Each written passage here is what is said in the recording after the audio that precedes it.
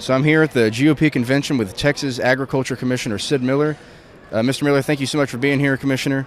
So first off, provided that you hold on to the office in November, what are your top priorities going to be going forward?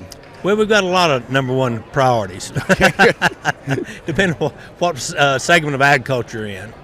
Of course, we market Texas around the globe. So I've built a new livestock export facility in Del Rio. I built a new one at the airport in Houston, but it's still not enough. We need more flights to ship our livestock out to the European countries, so we're in negotiations of building another one in DFW, in Dallas area. I've got $1 billion worth of bonding authority that we have not used, so we're working with the State Fair to help them renovate the State Fair Park and move that from a 3 week a year venue to a year-round venue. We're also working with other livestock fairs that raise scholarship money for ag kids, the East Texas Fair in Tyler, the fair in Denton, to help them build some new facilities, maybe the one in Lubbock. So we've got that going on. Legislatively wise, I'm still working to get legislation passed in Texas to prevent foreign ownership of agricultural land. We still have not got that done. To me, that's just a no-brainer. We shouldn't be allowing the Chinese to buy our farmland.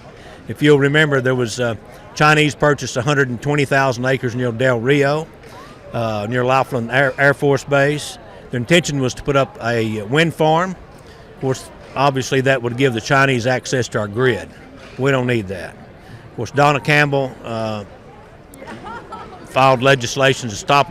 The purchase was already made when I found out about it, but Donna did stop them from building the wind farm and passed legislation. The problem with that is they're going to build a solar farm.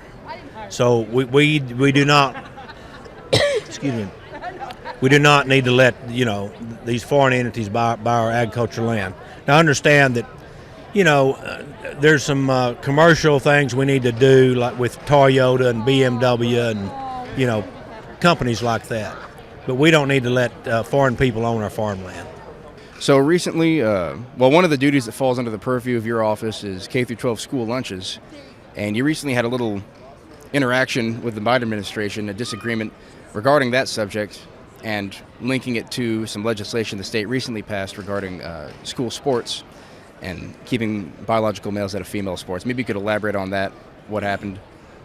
Well, the Biden administration has a proposal now to make our schools go woke and implement a transgender policy. And what I mean by that, they want us to allow drag queen story hour, at school, and gender neutral bathrooms and stuff like that. Well, let me just tell you about that. We're not going to do that. I am that. I run that program. That's my program. We're not going woke. We're going to fight them tooth and nail. And his threat is, if we don't, is he'll just let the kids go hungry. And now, I take great exception to someone using little kids for bargaining and feeding them. I can't believe that he would threaten to let these school kids go hungry if we don't, do his LGBTQ agenda. So I'm not going to do that. Whatever I have to do, if I have to sue him, if I have to introduce legislation, make my own rules, get waivers, whatever is necessary, we're definitely pushing back against that. On that same note, with regard to lawsuits and the Biden administration, you've had another interaction, disagreeing with them in your private capacity, a lawsuit regarding the administration of federal farm aid to non-white farmers only. And again, that's in your private capacity. Maybe you could elaborate on the purpose of that lawsuit, what you're trying to get at. Well, the Biden administration came out with a third round of pandemic relief for farmers.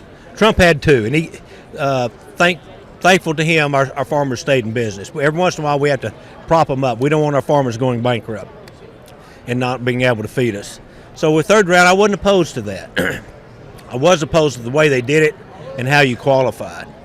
Their proposal was that if you had a USDA loan or a USDA guaranteed loan, they would just forgive it, whether you're in trouble or not. Not only forgive it, but they would forgive it at 120%. So if you had a loan with the government for $100,000, they'd just write it off and give you $20,000 cash. I mean, that's enough to sue them over right there. That's crazy. I didn't sue them over that. I sued them over how you qualified for the loan. So to qualify for this loan, you had to be black or a minority. If you're white, no need to apply. Well, that's just plain racism. You do not cure racism in America by creating more racism. It's just not right. It's not reverse racism either. Every federal document I ever signed in my life said at the bottom, we do not discriminate on race, creed, or color.